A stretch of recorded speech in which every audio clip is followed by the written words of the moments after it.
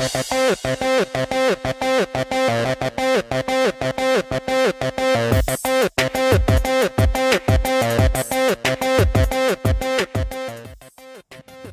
po sa Pinoy Scoop. At ito ang balita ngayon. Sa episode ng Chris TV noong Huwebes, sinugod ni Chris Aquino ang bahay ni Daniel Padilla. Ipinakita ni Daniel ang kanyang private bedroom at ang kanyang gaming at multimedia home theater room kung saan palagi niyang kasama ang kanyang mga kaibigan.